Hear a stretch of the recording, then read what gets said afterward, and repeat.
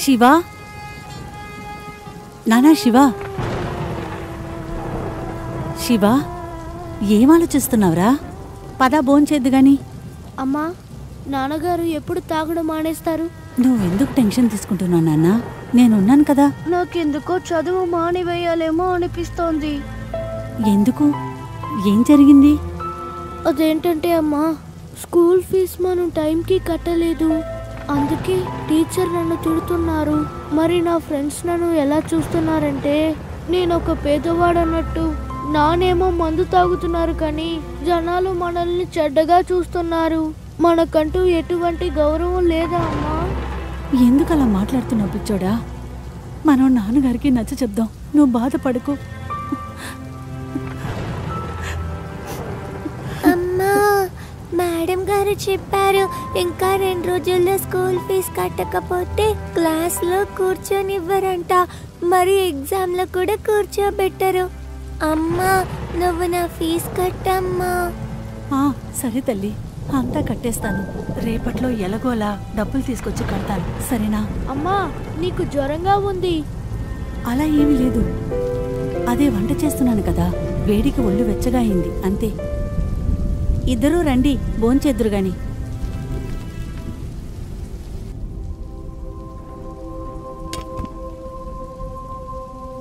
మరి చదువు మానేస్తానని ఎప్పుడు అనుకోకు, అర్థమైందా? లేదంటే జీవితం చాలా కష్టాల పాలవుతుంది. నేను మీ నాన్నగారితో మాట్లాడతాను. నన్ను చూస్తున్నావుగా, నేను ఒకవేళ అప్పట్లో మంచిగా చదువుకుని ఉంటే ఈరోజు మీ నాన్నగారితో ఇబ్బంది పడకుండా వేరేగా సంపాదించి తినేదాన్ని.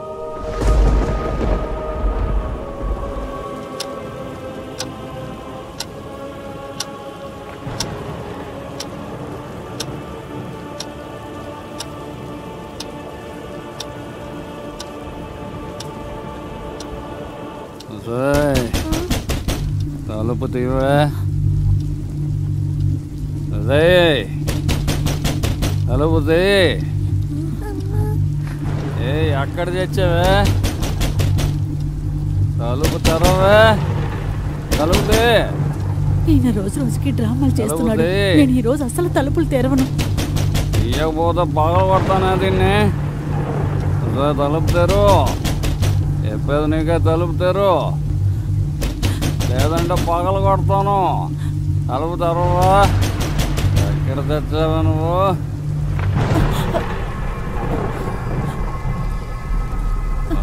నువ్వేం చేస్తున్నావా? తలుపు తెరవడానికి ఎంతసేపు ఏంటే? దరిద్రపుతానా, ఏం చేస్తున్నావా? చూడండి, నా మాట వినండి. మీరు ఇలా రోజు తాగొస్తే పిల్లలు కూడా భయపడుతున్నారు. నీకు ఎంత పొగరే? నువ్వు నాకే సలహాలు ఇస్తావా? సలహాలు ఇచ్చేంత గొప్పదానివైపోయావే. నేను ఇంటికి ఎప్పుడు రావాలని, ఎప్పుడు తాగాలని నువ్వు నాకే చెప్తావా? దరిద్రపుదానా, నాకే సలహాలు ఇస్తావే? నిన్ను వదిలిపెట్టే. నాకే సలహాలు ఇస్తావా? నువ్వు చచ్చేవే రోజు. నిన్ను వదిలిపెట్టే. సలహాలు ఇస్తావంటే ఎప్పుడైనా ఇస్తావా? అమ్మని కొట్టకు. అమ్మకి అసలే ఒళ్ళు బాలేదు. నీకెంత ధైర్యం రా? నువ్వు నన్ను ఆపుతావా? ఏంట్రా చూస్తున్నావు? ఏంట్రా చూస్తున్నావు? కొట్టకండి. తప్పుగా.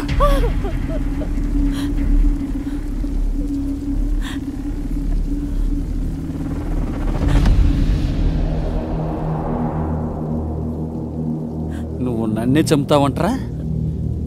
నేను చూస్తాను మీ అమ్మ నీలో ఎంత ధైర్యం నింపిందో.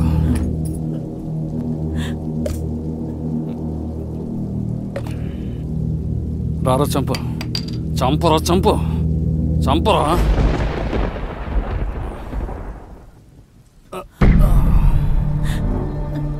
అందరి దాట తీస్తాను రా.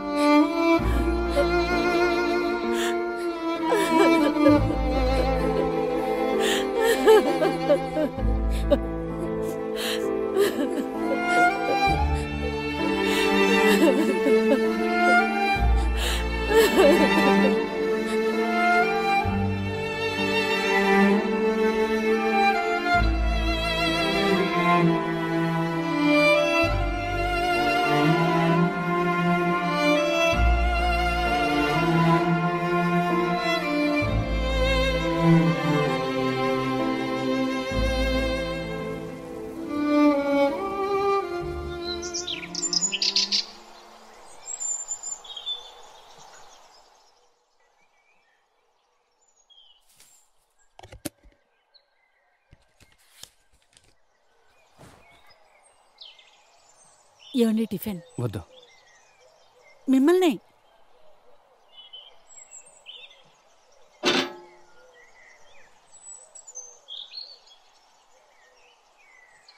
అమ్మా అమ్మా, త్వరగా పద, నాకు స్కూల్కి లేట్ అవుతోంది. చిట్టి తల్లి 2 నిమిషాల్లో రెడీ వస్తానుగా.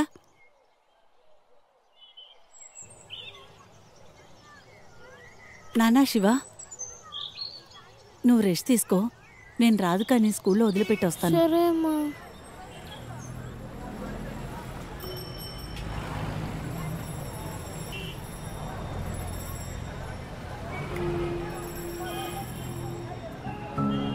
అమ్మా, నాన్నెప్పుడు మారుతారు? నిన్న రాత్రి నిన్ను అన్నను బాగా కొట్టారు.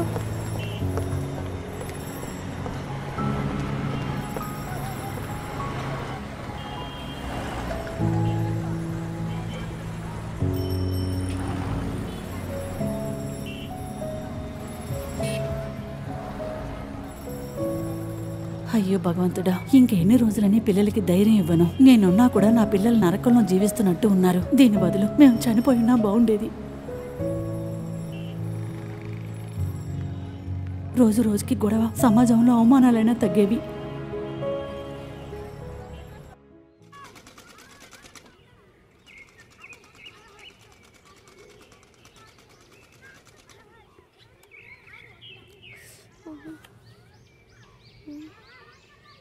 అయ్యో చెప్పాను కదరా, నేనే రాస్తానని.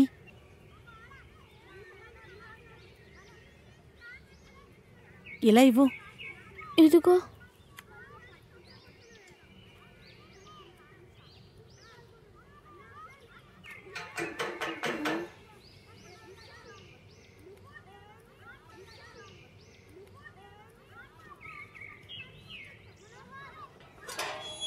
ఓ నీలమ్మక్క, రండి రండి. ఇంకా పుష్ప, బాగున్నావా నువ్వు? పర్వాలేదక్క, కుడుతున్నానక్క. సరే, నా చుడిదారు కుట్టావా? అయ్యో అక్క, ఆ పనిలోనే ఉన్నాను. నాన్న శివ ఇవాళ స్కూలుకు వెళ్ళలేదా? ఆంటీ అది. అయ్యో అదేమీ లేదు, కొంచెం ఒంట్లో బాలేదు కదా, అందుకనే స్కూల్కి పంపించలేదు. అలాగా. అవును పుష్ప, నిన్న మీ వారు మళ్ళీ తాగొచ్చారా? నిన్న రాత్రి మీ ఇంట్లో వచ్చే అరుపులు మా ఇంటి దాకా వినపడ్డాయి.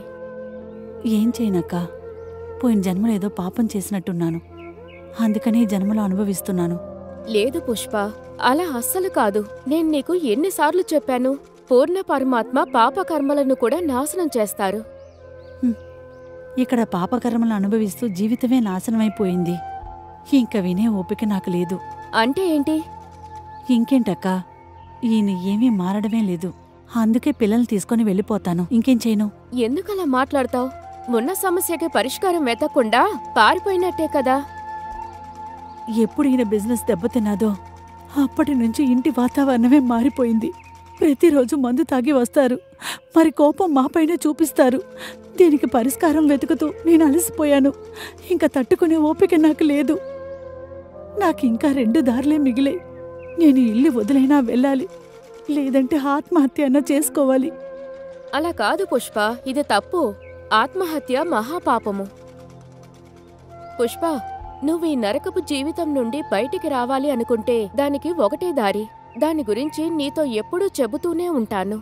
నువ్వొకసారి సంత్రాంపాల్జీ మహారాజు గారి దగ్గర నామదీక్షను తీసుకో. తర్వాత చూడు నీ జీవితం ఎంత సంతోషంగా ఉంటుందో. ఒక నిజమైన సంత దగ్గర ప్రతి సమస్యకు పరిష్కారం ఉంటుంది. ఏం చెప్తున్నావక్క నువ్వు? ఎక్కడైనా నామదీక్ష తీసుకుంటే ఈయన మారగలరా? ఎన్నోసార్లు మంత్రతంత్రాలు చేయించాను, ఎన్నోసార్లు వ్యసనముక్తి కేంద్రానికి పంపించాను, మరెన్నోసార్లు ఈయన తినే దాంట్లో వ్యసనం వదిలే మందును కూడా కల్పించాను. అయినా కూడా ఈయన ఈ తాగుడు అలవాటు వదల్లేదు. మీరేమో చెప్తున్నారు గురువు వద్ద దీక్ష తీసుకొని భక్తి చేస్తే అంతా మంచే జరుగుతుందని. కానీ మీకొక విషయం చెప్పనా, ఇంతకు ముందు చాలా గురువుల వద్ద దీక్ష తీసుకొని మేము చూసాం, కానీ ఈయన తాగుడు అలవాటు వదలకుండా ఇంకా ఎక్కువైంది. ఇలాంటి గురువుల వల్ల కూడా ఏమీ లాభం లేదు. హా నిజమే చెబుతున్నావు పుష్ప. కాని నేను చెప్పాను కదా, ఒక నిజమైన సంత్ దగ్గర నామదీక్ష తీసుకో. ఎందుకంటే ఒక నిజమైన సంత్ నీ కష్టాల్ని దూరం చేయగలరు. మరియు సంత్ రాంపాల్జీ మహారాజు గారు ప్రపంచంలో ఉన్న ఎలాంటి సంత్ అంటే శాస్త్రాల అనుసారంగా సత్యభక్తి చెప్తున్నారు. అలా చేయడం వల్ల రాక్షసులు కూడా దేవతలుగా మారతారు. అక్క, నేను అసలే దుఃఖంలో ఉన్నాను. మరి గురువు దగ్గరికి వెళ్ళడానికి డబ్బులు ఎక్కడి నుంచి తీసుకురాను? మరి మీకే తెలుసు కదా ఇంటి పరిస్థితి ఎలా ఉందని. పైగా వీళ్ళ నాన్న ఎంత మందు తాగుతారో. నాకన్నీ తెలుసు. నేను ఈ నరకం అనుభవించాను. అది కాదు పుష్ప, మర్చిపోయావా? మా ఆయన తాగేటప్పుడు ఆయన ఇంటి లోపల ఉంటే నేను పిల్లల్ని తీసుకుని రాత్రంతా బయట గడిపేదాన్ని. చేతులలో ఏమీ ఉన్నా ఆయన అన్నీ అమ్మేసేవారు. మమ్మల్ని కొట్టడం ఆయనకి ప్రతిరోజు పనైపోయింది. కాని నేను సంత్రాంపాల్జీ మహారాజు గారి దగ్గర నామదీక్ష తీసుకున్నా. తరువాత నన్ను చూడు, ఇప్పుడు మా ఇంట్లో నేను సుఖంగా శాంతితో బ్రతుకుతున్నాను. ఇప్పుడు నాకైతే ఎలాంటి ఇబ్బంది లేదు. ఇక మా ఆయనైతే తాగడం కూడా మానేశారు. ఆ పరమాత్ముడి దయ వల్ల మా ఆయనకి పని కూడా దొరికింది. మరియు డబ్బుల గురించి ఆలోచించకు. సంత్రాంపాల్జీ మహారాజు గారి ఆశ్రమంలో దీనికి ఎలాంటి డబ్బులు అవసరం లేదు. అవునా? నిజం. అవునక్క, మీరు సరిగ్గా చెప్పారు. ముందు మీ పరిస్థితి ఎలా ఉండేదో నాకు బాగానే తెలుసు. అవును, నేను సంత్రాంపాల్జీ మహారాజు గారి దగ్గర నామదీక్షను తీసుకున్న తర్వాత మా ఆయన మందు మానేశారు. అంటే మీ వారు కూడా ఖచ్చితంగా మానేస్తారు. అలాంటి రోజు ఎప్పుడొస్తుందో తెలీదక్కా. నా మాట విను. రేపు నాతో పాటు సత్సంగానికి రా. అక్కడ నామదీక్ష తీసుకో. తర్వాత చూడు, ఇక మీ ఆయన తాగుడు అలవాటు కూడా మానేస్తారు. అలాగే మీ ఇంటి ఆర్థిక పరిస్థితి కూడా బాగవుతుంది. సరే అక్క, రేపు సంత్రాంపాల్జీ మహారాజు గారి సత్సంగానికి వచ్చి చూస్తాను. ఇన్ని చేశాను, ఇదొకటి ప్రయత్నం కూడా చేస్తాను. సరే ఇక వెళ్ళొస్తా. మరుసటి రోజు పుష్ప నీలంతో పాటు సత్సంగానికి వెళుతుంది. కానీ రమేష్కి ఈ విషయం తెలుస్తుంది అని తను తెలుసుకోలేదు.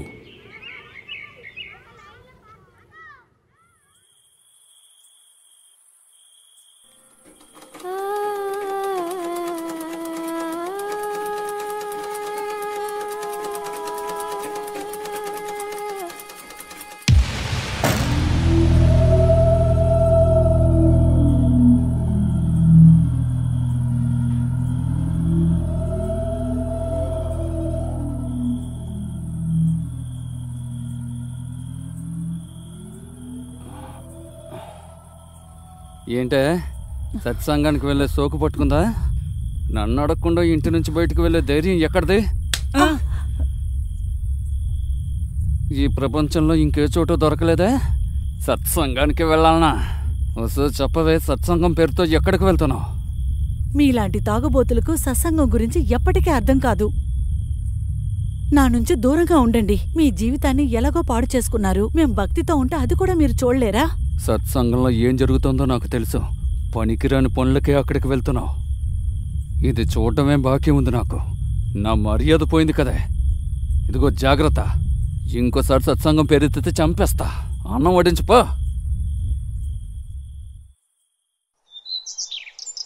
రమేష్ సత్సంగం ఒక చెడు ప్రదేశం అని భావిస్తున్నాడు. కానీ కొన్ని రోజుల తర్వాత ఒకసారి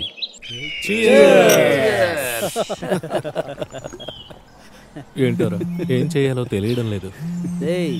అడుగు, ఎప్పుడొస్తాడు? అడగరా, ఎప్పుడొస్తాడో కనుక్కో. హాయ్ దినేష్, చెప్పరా, ఎలా ఉన్నావు? ఏంటి సంగతి? ఏం లేదురా. అరే నువ్వు లేక పార్టీలో మజానే రావడం లేదురా. మజా? సరే, అక్కడ రమేష్ ఉన్నాడా? ఉన్నాడు, ఇక్కడే ఉన్నాడు, ఇస్తానుండు. హే దినేష్, ఎలా ఉన్నారా? బాగా ఉన్నాను. రావచ్చు కదరా ఇక్కడికి. అది మందుకు డబ్బులు నేనే కడతానుగా. సరే, అవన్నీ వదిలే. వదిన ఎక్కడికి వెళ్తున్నావు నీకు అసలు తెలుసా? ఏమంటున్నావురా? నేను వదిన గారిని మిశ్రా గారి భార్యతో పాటు సత్సంగానికి వెళ్ళడం చూశాను. దీనికి వాళ్ళ పిల్లలు కూడా వెళ్తున్నారు. దీన్ని ఏమైందిరా? వదలరా. ఏమైంది? ఏం లేదురా, మీ వదిన మళ్ళీ సత్సంగానికి వెళ్ళిందంట. జాగ్రత్త, అక్కడికి వెళితే అంతే అంతే సంగతులు. సరే వదిలేరా, వచ్చి మాట్లాడతాను. తన ఫ్రెండ్స్ ముందు జరిగిన ఈ అవమానాన్ని రమేష్ తట్టుకోలేకపోయాడు. మరియు కోపంతో అతను రగులుతూ అక్కడి నుంచి వెళ్ళిపోయాడు.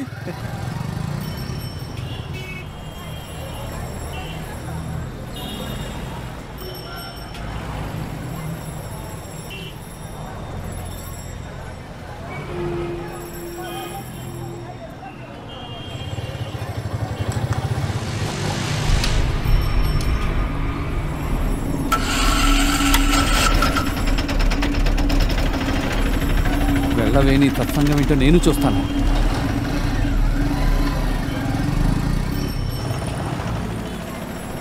పుష్ప, పిల్లలు తీసుకొని వచ్చి మంచి పని చేశావు. ఈ పిల్లలకి చిన్న వయసులోనే పరమాత్మపై భక్తి కలుగుతుంది. ఆ, ఇవాళ సెలవుంది. పైగా వీళ్ళ నాన్నగారు పొద్దున్నే తన ఫ్రెండ్స్తో బయటకు వెళ్ళారు. అందుకనే పిల్లల్ని తీసుకొని వచ్చాను. మంచి పనే చేశావు.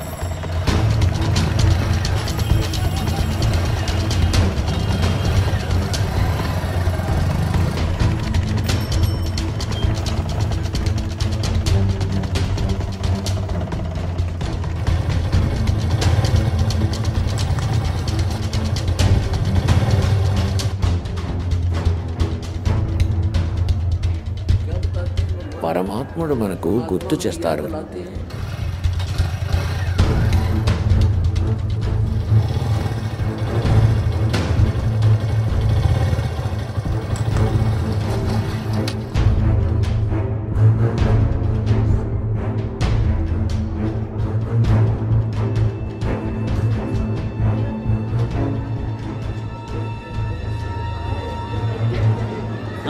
షూ షూ ఏంటి? తీసుకో.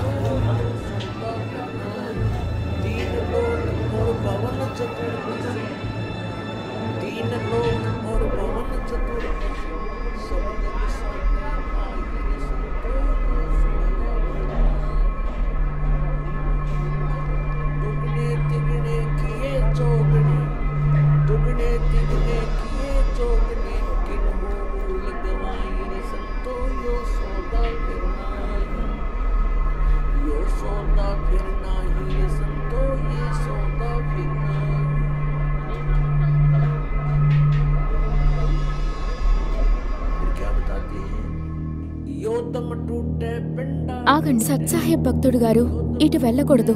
ఎందుకు? ఎందుకంటే ఇది ఆడవాళ్ల పండాల చోటు. అక్కడ మగవాళ్ల పండాలుంది. అక్కడ కూర్చుని సత్సంగం వినండి.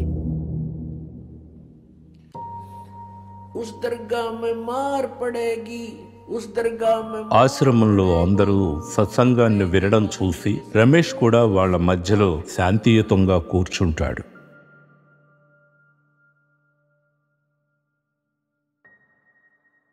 ఒక్కసారి మద్యం తాగితే వాడు 70 జన్మలు కంటిన్యూగా కుక్క యోనిలో పుడతాడు. ఒక్కసారి మరి ఎవరైతే బాటిళ్లను ఖాళీ చేశాడో వాడివైతే తెలియదు 1000 జన్మలు 2000 జన్మలు కుక్క యోనిలో పుడతాడు. దుఃఖానికి ఒక కుక్క జన్మనే ఎక్కువ.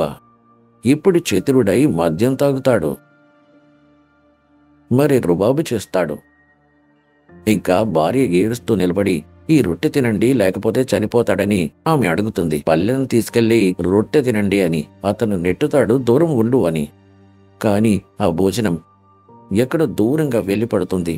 ఆ తర్వాత ఆ దుష్టాత్మకు ఏమవుతుంది? కుక్కగా జన్మించి ఏం తింటాడు?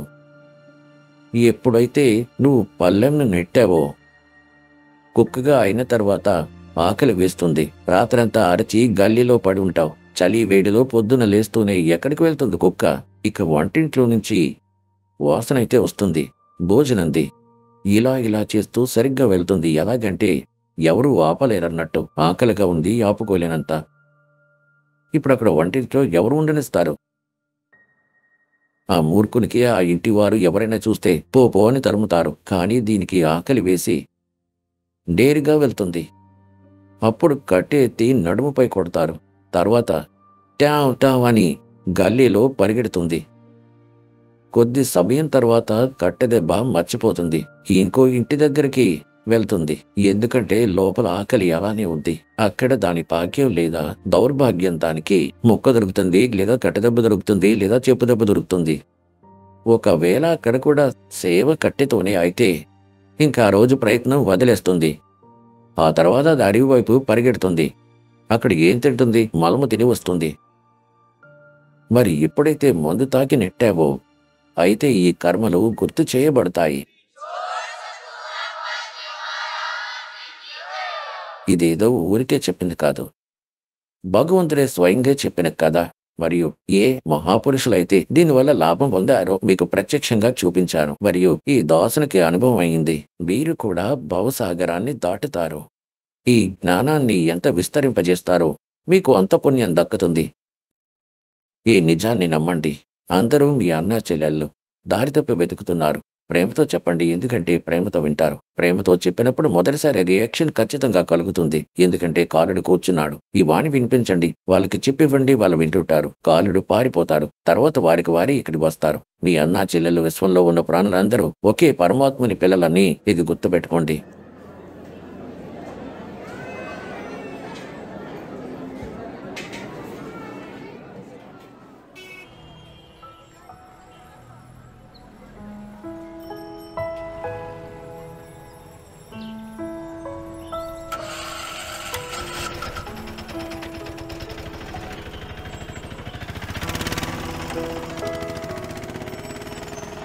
అరే రాధికా తల్లి, నీకు సత్సంగానికి రావడం ఎలా అనిపించింది? భలే అనిపించింది. మరి శివ, నీకెలా అనిపించింది? ఆంటీ, నాకు సత్సంగానికి రావడం బాగానే అనిపించింది, కానీ మా నాన్నగారు ఏమంటారో అని భయంగా ఉంది. ఇప్పుడు ఆ పరమాత్ముడే రక్షించాలక్క.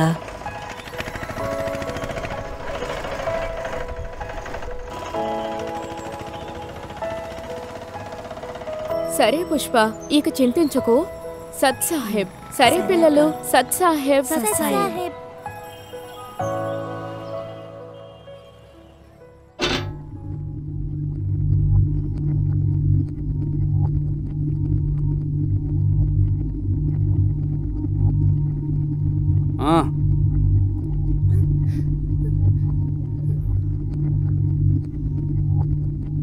ఎక్కడికి వెళ్ళారు మీరు? అది అంటే ఇక్కడ అది. నోర్మే, అన్నం వడ్డించు, ఎప్పుడు చూసినా తిరుగుతూనే ఉంటావు. సరేనండి, వడ్డిస్తాను. పిల్లలు రండి.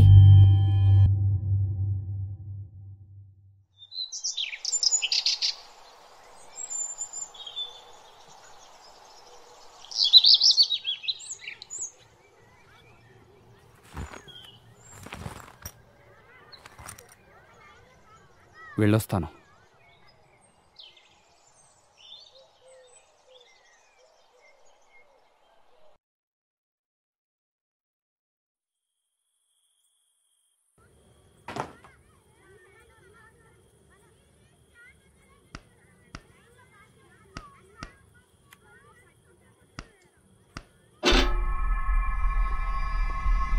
అమ్మా,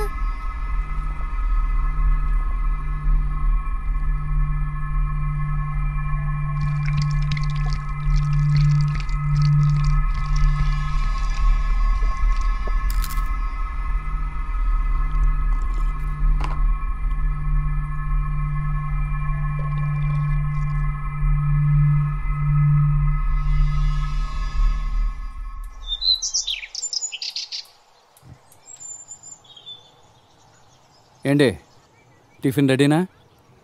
అండి, రెడీగానే ఉంది. ఏంటి చూస్తున్నావు? ఏమీ లేదండి.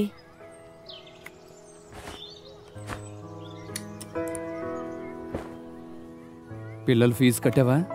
లేదండి, ఇంకా లేదు. సరే, ఈ డబ్బు తీసుకో, పిల్లలు ఫీజు కట్టేసాయి.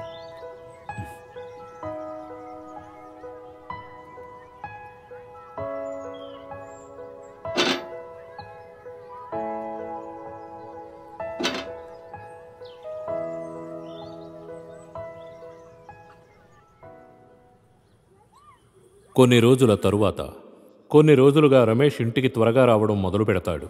అది చూసి పుష్పకు ఆశ్చర్యం కలుగుతుంది. అమ్మా,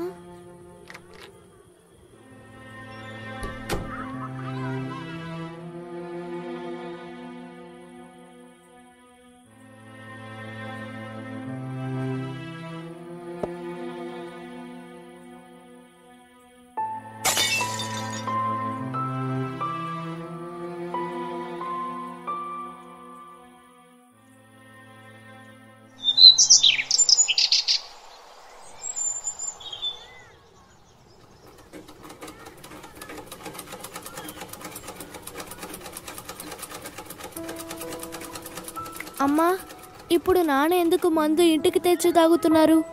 ముందు బయటే తాగి వచ్చేవారు కదా. అరే, మంచిదే కదరా. ముందు బయట తాగి ఎవరంటే వాళ్ళతో గొడవపడి వచ్చేవారు. ఇప్పుడు ఇంట్లోనే తాగుతున్నారు కాబట్టి బయట వాళ్ళతో మనకి గొడవే లేదు. అవునమ్మా, ఈ నడుమ నాన్న ప్రవర్తనలో కూడా మార్పు వచ్చింది. గొడవ పెట్టడం, తిట్టడం తగ్గించారు.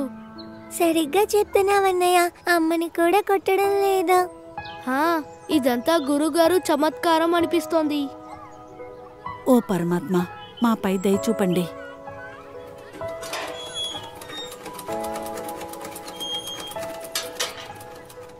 హరే నీలమక్క, రండి రండి. అరే పుష్ప, ఎలా ఉన్నావ్? అక్క, అంతా పరమాత్ముడి దయ. అవును పుష్ప, రేపు ఆశ్రమంలో సత్సంగం ఉంది, వస్తావా అని అడగడానికి వచ్చాను. ఏమిటి, వస్తావా? లేదక్క, రేపు వీళ్ళ నాన్నగారికి సెలవు, రేపు రావటం కుదరదు. పర్వాలేదులే. ఒకవేళ ఈయనింతకు ముందులాగా బయటికి వెళ్తే వస్తానక్క. అంతా పరమాత్ముడి దయ. సరే పుష్ప, వెళ్ళొస్తా. సత్ సాహెబ్. సత్ సాహెబ్.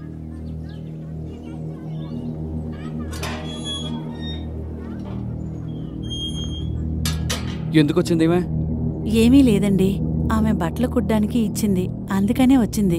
ఏ నోర్మై, ఎప్పుడు ఏదో సొల్లు చెప్తావు. ఇదిగో, రేపు నేను పొద్దునే వెళ్ళాలి, త్వరగా వంట చేసి ఉంచు. సెలవు అనుకుని మర్చిపోకు. సరేనండి. రమేష్ మాట విని పుష్పకు సంతోషం కలుగుతుంది. ఈయన రేపు త్వరగా వెళ్తారు, నేను సత్సంగానికి వెళ్ళొచ్చనుకుంది.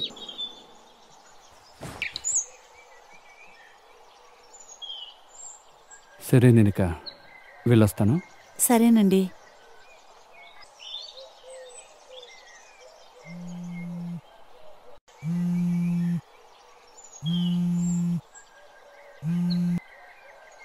నీలిమక్క.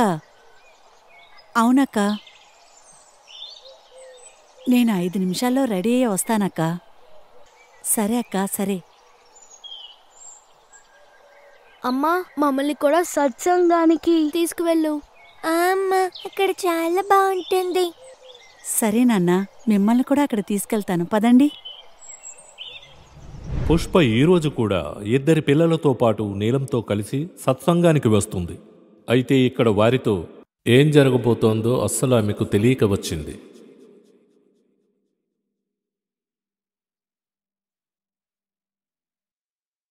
మరి ఏం చెప్పాలి అనుకున్నా ఆ పరమాత్ముడు 18 లక్షల వ్యక్తులకు 3 రోజుల వరకు భోజన బండారా, లడ్డు, జిలేబీ, కచోడి, పకోడీ, మరి దుప్పటి, అలాగే బంగారు నాణెమిచ్చే ఒక గుడిసెలో ఉండే వ్యక్తి. ఆ సమర్థుడు ఎంతవారో మరి మీకు ఏమి ఇవ్వలేరా? మొత్తం విశ్వానికి తినిపించగలరు. మొత్తం అసంఖ్య బ్రహ్మాండాలను 1 సెకండులో అన్నిటినీ నింపుతారు. ఈ పృథ్వీని కూడా పచ్చదనంగా మార్చగలరు. ఇంకా మీ ఇంటి మొత్తాన్ని కూడా నింపుతారు. ఒకవేళ మీరు విశ్వాసం ఉంచితే ఇది నిజమని నమ్మండి. ఆ సమర్థుని దయ మీపై ఉంది. అవునక్క, ఈరోజు చాలా బాగుంది, నేను అనుకుంటున్నాను. అక్క, నిన్నొక విచిత్రం జరిగింది. నన్ను అడిగారు, పిల్లల ఫీజు కట్టావా అని. నేను లేదంటే నా చేతిలో డబ్బులు పెట్టి మరీ వెళ్లారు. నిజంగానా? అవును. పుష్ప, పరమాత్ముడి పైన ఇలానే విశ్వాసం పెట్టుకో. ఆ పరమాత్ముడు ఏదైనా చేయగలరు.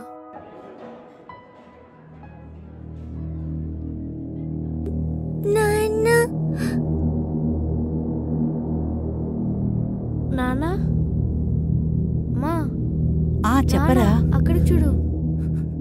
పుష్ప, వెళ్ళు. లేదక్క, నేను వెళ్ళను. వెళ్ళు, పర్వాలేదు. వెళ్ళు పుష్ప, వెళ్ళు.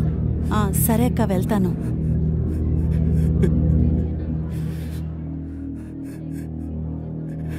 నన్ను క్షమించు పరమాత్మ, నేను పాపాత్మని పరమాత్మ. ఏమైందండి?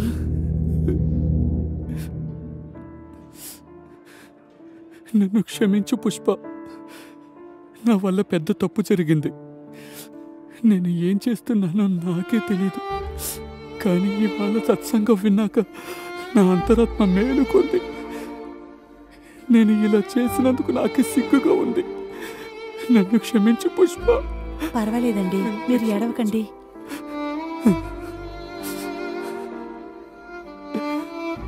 నాన్న శివ, నన్ను క్షమించరా. నేను ఈ రోజు నుంచి మిమ్మల్ని బాగా చూసుకుంటానురా. రాధిక తల్లి, మీ నాన్నగారు మారారు. నేను ప్రామిస్ చేస్తున్నాను, నేను ఇంకెప్పుడు మందు తాగను. నన్ను క్షమించండి రా. నీలం గారు, మీకు చాలా చాలా ధన్యవాదాలు. మీరు నా కుటుంబానికి ఇక్కడికి దారి చూపించారు. ఏం పర్లేదు రమేష్ అన్నా, కానీ ఒక మాట చెప్పండి, ఈ జ్ఞానం మీకు ఎలా అర్థమైంది? ఒకరోజు నా భార్యని పిల్లల్ని ఇక్కడికి తీసుకుని వచ్చారు కదా, ఆ రోజు నేను కూడా ఇక్కడికి వచ్చాను. ఆ రోజు మీ వెనకాలే ఇక్కడి దాకా వచ్చాను. ఇక్కడ ఏదో చెడు పనులు అవుతాయి, మిమ్మల్ని ఇక్కడే పట్టుకుని అడిగేయచ్చు అని. కానీ నేను తప్పుగా అనుకున్నాను. ఆ రోజు సత్సంగంలో చెప్పిన మాటలు విని నా తల తిరిగింది. ఆ రోజు నేను ఎవరికీ చెప్పకుండా ఇక్కడి నుంచి వెళ్ళిపోయాను. అలాగే ఆశ్రమం నుంచి జీవించే మార్గం అనే పుస్తకాన్ని తీసుకువెళ్ళాను. చివరికి అసలు నిజమేంటో తెలుసుకునే ప్రయత్నం చేశాను. నేను ఇంటికి వెళ్ళిన వెంటనే ఆ పుస్తకం చదవడం ప్రారంభించాను. అలాగే టీవీలో వచ్చే సంత్ రాంపాల్జీ మహారాజ్ గారి సత్సంగం వినడం మొదలుపెట్టాను. అలాగే నేను సంత్ రాంపాల్జీ మహారాజ్ సత్సంగం వింటున్నానని పుష్పకి పిల్లలకి తెలియకూడదు అనుకున్నాను. ఇది ఒక రొటీన్ అయింది. ఇంటికి వచ్చి మందు తాగుతూ నేను సత్సంగం మానవ వినేవాడిని. జీవనం మొత్తంలో ఎంతైతే కుష్టి రోగంతో కష్టం ఉంటుందో అంత కష్టం మీకు తల్లి గర్భంలో ఉన్న కాలంలో కష్టం కలుగుతుంది. అప్పుడు ఆ సమయంలో పరమాత్ముని మళ్ళీ మళ్ళీ ప్రార్థిస్తాడు. అది, ఓ ప్రభు, ఓ దేవుడా, నన్ను ఒక్కసారి ఈ నరకం నుంచి బయటకు తీసివేయండి. అక్కడ అతనికి గుర్తొస్తుంది ఏమిటంటే, నువ్వు ఈ కష్టం ఎందుకు అనుభవిస్తున్నావో అతనికి గర్భంలో గుర్తొస్తుంది. నేనింతకు ముందు చాలా మానవ జన్మలు పొందినప్పటికీ సత్య సాధన చేయలేదు. ఇంకా ఈ కారణంగా 84 లక్షల యోనిలలో కూడా అనుభవించాడని కుక్క, గాడిద, పంది జీవనాలు అతనికి చాలా గుర్తొస్తాయి. అతనిది సినిమా నడుస్తూ ఉంటుంది. ఆ తర్వాత అతను అంటాడు, ఓ భగవంతుడా, ఒకసారి ఈ నరకం నుంచి తీసివేయండి. ఎల్లప్పుడూ మిమ్మల్ని తలుస్తాను, పూర్ణ సంతిని వెతుకుతాను. ఎలా అంటే మీరు చెప్పిన విధంగా, మరియు సత్య సాధన చేస్తాను భగవంతుడా.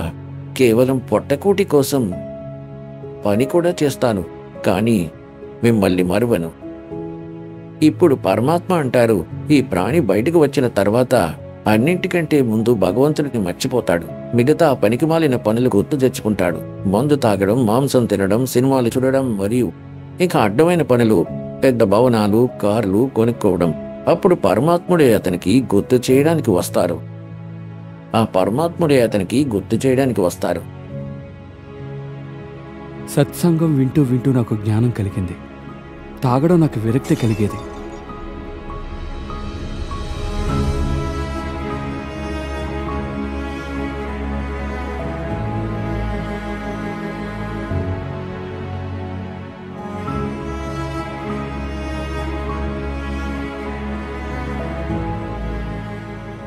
మరి నిన్న మీరు వచ్చి సత్సంగానికి రమ్మని పిలుస్తూ ఉన్నారు కదా, అప్పుడు నేను మీ అన్ని మాటలు విన్నాను.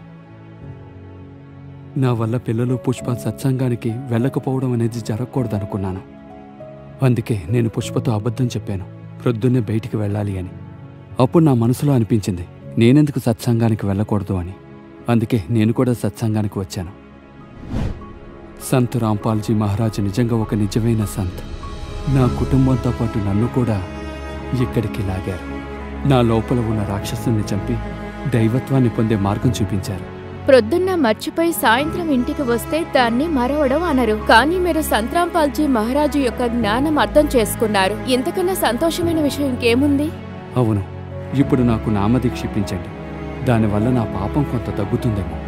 అవును, ఎందుకు కాదు, తప్పకుండా ఇప్పిస్తాను, రండి. సరే పిల్లలు, పదండి. ఈ రోజు రమేష్ జీవితం కూడా సంత్ రాంపాల్జీ మహారాజు గారితో ముడిపడుతోంది. మరియు మరుసటి రోజు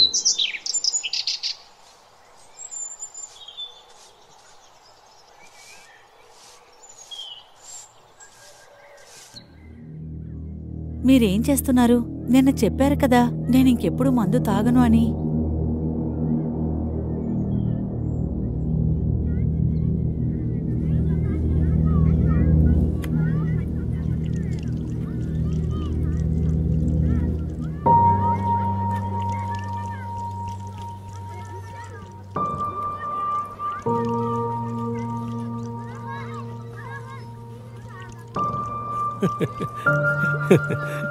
నిన్న పోలీసులు బాగా కొట్టారా? అరే రమేష్, ఏం చేస్తున్నావురా?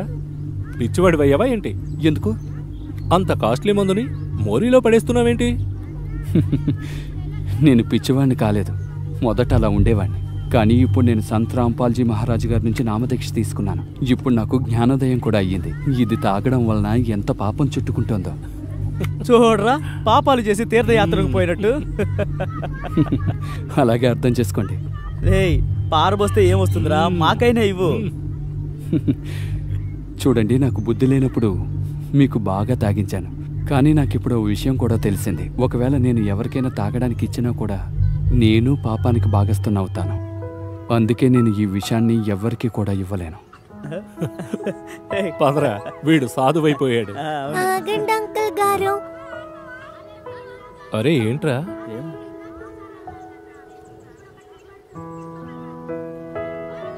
అరే ఏంటిది? ఇది మా గురు గారు సంత్ రాంపాల్జీ మహారాజు గారి పుస్తకం. జీవించు మార్గం? అవును అంకుల్, జీవించే మార్గం. దీనిలో చదివి లక్షల మంది తాగడం మానేశారు. మీరు కూడా చదవండి.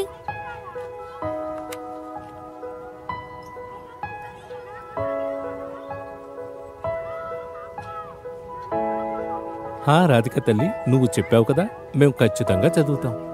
అయితే అందరూ చెప్పండి, బందీ చోట్ సద్గురు రాంపాల్జీ మహారాజ్ కి జై హో.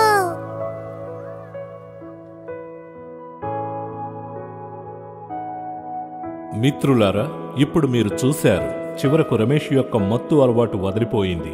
సంత్ రాంపాల్ గారి నుండి నామదీక్ష తీసుకుని లక్షలాది మంది తమ వ్యసనాల అలవాట్లను వదులుకున్నారు. సంత్ రాంపాల్జీ మహారాజు గారు, ఈ విశ్వంలో అలాంటి సంత్ ఒక్కరే ఉన్నారు, ఎవరికైతే లక్షలాది మంది ఫాలోవర్స్ ఉన్నారు. వీళ్ళెవరూ కూడా మత్తు పదార్థాలు చేతితో ముట్టను కూడా ముట్టరు. వారి మిషన్ ఏంటంటే ప్రపంచం మొత్తంలో వ్యసనాలను అంతం చేయడం మరియు అందరినీ సత్యభక్తి మార్గంలో నడిపించడం. తద్వారా మనందరం మానవ శరీరం పొందిన జీవులందరి యొక్క జీవితం సఫలం చేసుకుందాం.